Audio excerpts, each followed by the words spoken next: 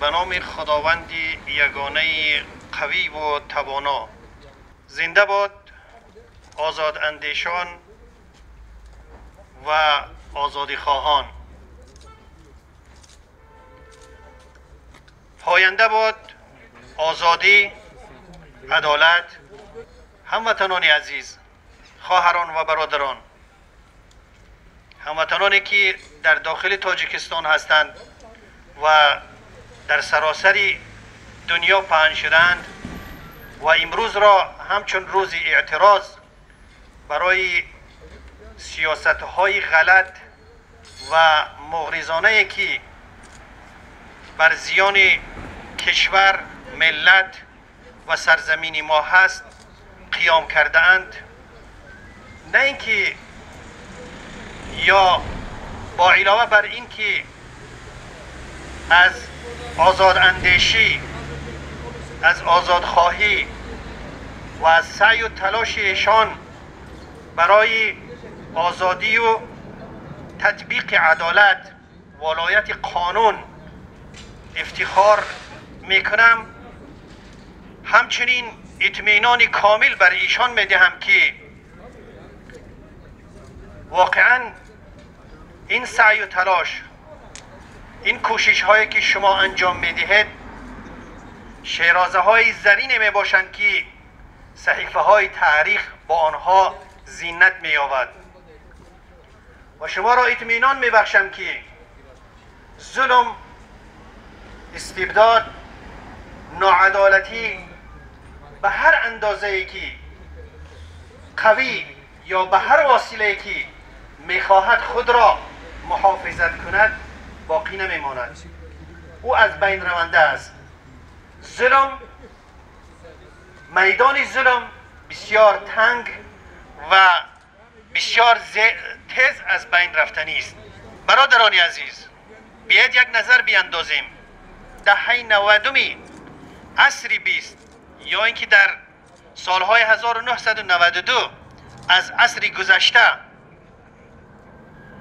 یک عده از جوانان، میهندوستان، کسانی که فرهنگ و هویت ملی و تاجیکی خود را میخواستند، هنگامی که استقلال، آزادی کشور را خواستند بعد فروپاشیدن اتحاد شوروی اعلان بکنند، همین حکومتدارها یا که همین کسانی که امروز رهبریت تاجیکستان در زیر سلطه اونها هست، با تهمت این که اونها مخالف به حکومت کنستیتوسیونی هستند اونها را اتهام، تهمت زدند. نتیجه اش چنین شده بود که جنگ داخلی در کشور ما علنگه زد. صدها هزار مردمی بیگناه به هلاکت رسید. صدها هزار دیگر میهن و کشور را ترک کردند و ده ها هزار خانه ها سوزانده شد یا اینکه اموال و دارایی مردم به یغما و به دزدی رفت. کشور به نابودی رفت. عقلهای سالم پیروز شد. با راهبری و پیشبری یک گروه از شخصیت هایی که واقعا هم برای اونها کشور، ملت و وطن عزیز بود، با گذشته های زیاد صلح، وحدت و آرامی را سببگار شدند که به کشور تاجیکستان دوباره بر بگردد. پس وقتی آن بود که در فضای صلح و آرامی حکومت اون وقته، حکومتداران دست بر دست یکدیگر گذاشته برای جبران و خرابی هایی که در طول 5-8 سال جنگ شهروندی آمده بود کمر ببندند و تاجیکستان را، کشور عزیز را آباد بکنند، این را یک سو گذاشتن با استفاده بسیار غلط برای حفظ مقام خود، برای جای خود، برای سلطه خود، برای جیب و دارایی خود همه تلاش خود را کردند. چی در انتخابات های قلابانه و پر از تزویر و با تغییر دادن سرقانون چند مراتب برای حفظ جا، برای حفظ مقام خود، نه اینکه پیش راه مهاجرت، پیش راه خرابی را بگیرند، بلکه از یک عده کم عدد مهاجرین تاجیک و مهاجرین کاری تاجیک به 2 میلیون رسید و تمام دارایی های تاجیکستان به یغما رفت. خب حالا هم که باشد، امروز ما میبینیم که هر لحظه با تغییر دادن سرقانون، با تغییر دادن و اضافه کردن علاوه ها در قانون، نه به خاطر بهبودی کشور، نه به خاطر رشد ملت، نه به خاطر فرهنگ و حفظ فرهنگ و مرز و بوم تاجیکستان، بلکه برای حفظ جا، برای حفظ خود و برای اینکه برای گرفتن از سؤالی که از اونها پرسیده می شود که در این 15 سال، در این 20 سال از فضای صلح برای کشور، برای ملت، برای آینده کشور چه چیزی را تقدیم کرده اید، برای گرفتن از اینها به عنوان دادنهای بالا و بالا و نام گذاشتن و وظیفه دادنهای گوناگون میخواهند که جاه، حفظ و شخصیت خود را حفظ بکنند. واقعا هم این یک ظلمی هست که سابقه نداشته است.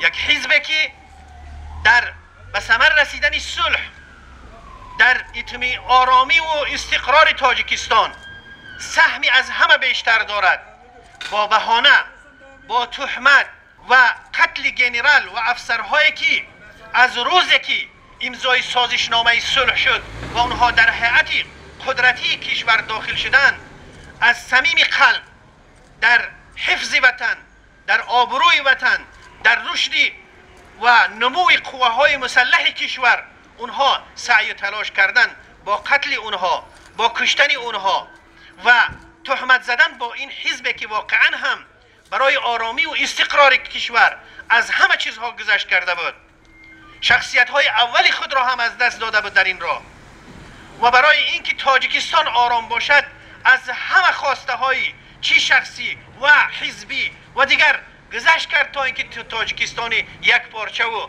ملت سربلند تاجیکستان آباد و آرام باشد. اون را به اتهام گرفته و فعالیت اون را منع کرده و یک بخش زیادی از اعضاها و طرفدارهای اون را به حبسی موقتی گرفتند. واقعا هم این ظلمی هست که تنها به خاطر غرض شخصی، برای حفظ مقام، برای حفظ جاه و سلطه خود است، نه برای منفعت کشور، نه برای منفعت ملت و نه برای منفعت مرز و بوم تاجیکستان. امروز از به حبس گرفتن اعضایان این حرکت یا که آزادی خواهان، چی از ادوکت ها و چی از اعضایان حزب نهضت و چی از روزنامه‌نگاران و آزاد اندیشان تقریبا بیش از 5 ماه میگذرد، اما به علت این که دلیل و حجت ندارند که اثبات شوند که اونها در چنین یک آشوب یا اغوای دست داشته‌اند، هر لحظه مدت دادگاهی را یا که بازپرسی را به تأخیر می اندازند. چرا؟ زیرا اینکه آن گنرال ها، آن افسرها، آن کسانی که متهم به اغوا یا به انقلاب شدن، اونها را از بین بردن تا اینکه ایزی پای در اونجا نباشد، تا اینکه حجتی در اونها نباشد، برای دروغ، برای فتنه، برای ناآرامی کردن کشور. پس اینها همه یک ظلمی هستند که همان گونه که گفتیم سابقه ندارد. اما باید آگاه باشند، باید آگاه باشند که امروز با این شکل نمی شود کشور را آباد کرد، نمی شود که مردمی بیدار و آگاه تاجیکستان را گول زد، زیرا اینکه مردم از این نیرنگ، از این فتنه، از این دسیسه ها، از این ظلم به خوبی آگاه هستند و دیگر توانی صبر کردن در برابر ظلم را ندارند و صبر هم نمیکنند. جوانهایی هستند که اونها میخواهند زندگی آسوده داشته باشند، آنها میخواهند که از همه امتیازهایی که جوانها در تمام دنیا اونها استفاده میبرن اونها هم با نصیب باشن. از اینجا من دو چیزی دیگر رو میخواهم اشاره کنم. یکی اینکه از تمام کارمندان مقامات حفظ حقوق، امور داخله و امنیت تاجیکستان و همچنین از اعضای پارلمان، اگرچند که منسوب به یک حزب حاکم هستند، باید به وجدان خود مراجعت بکنند. باید در اخذ یا که اتخاذ یا قبول کردن قرارها باید ملت را فکر کنند.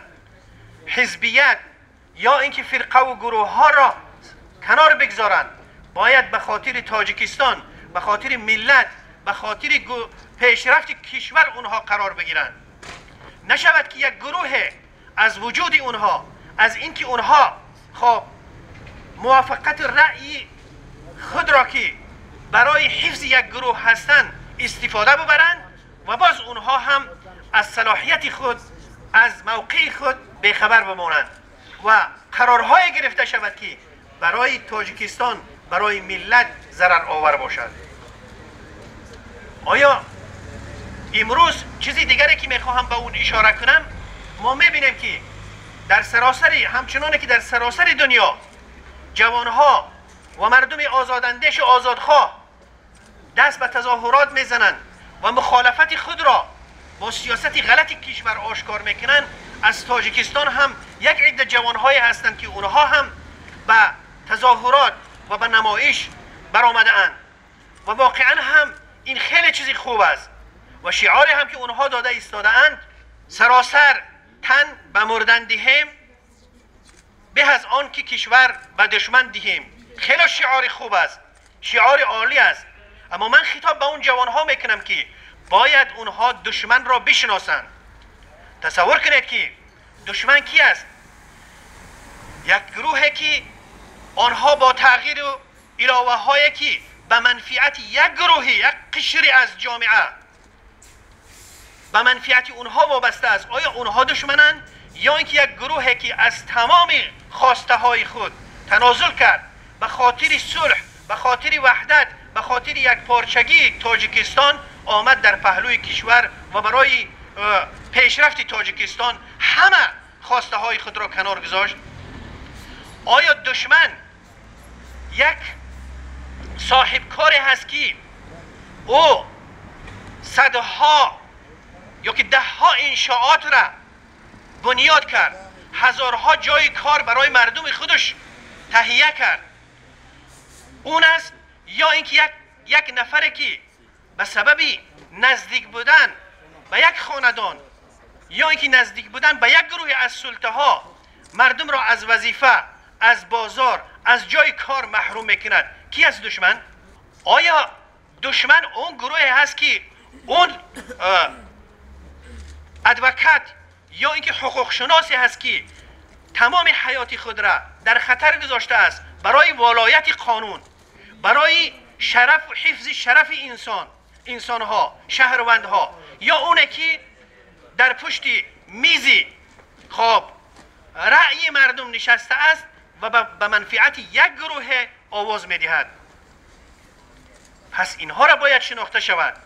خیلی هم خوب میکنن جوانها که به نمایش میبرایند، تظاهرات میکنند، شعارهای خوب میدهند، اما از اونها دعوت میکنیم که اونها گول نخورند، دشمن را از دوست بشناسند و برای منفعت تاجیکستان و برای حفظ فرهنگ، برای آبروی شهروندان تاجیکستان هر کاری که لازم هست انجام بدهند. انشاءالله از خدای بزرگ امید داریم این سعی و تلاش ها، این کوشش ها، اینها بیهوده نمی روند و به زودی زود انشاءالله میبینیم که نتیجه خواهند داد، زیرا اینکه ظلم هر چقدر که خود را در پرده عصمت محافظت کند دور دوام نمی کند. و السلام علیکم و رحمت الله.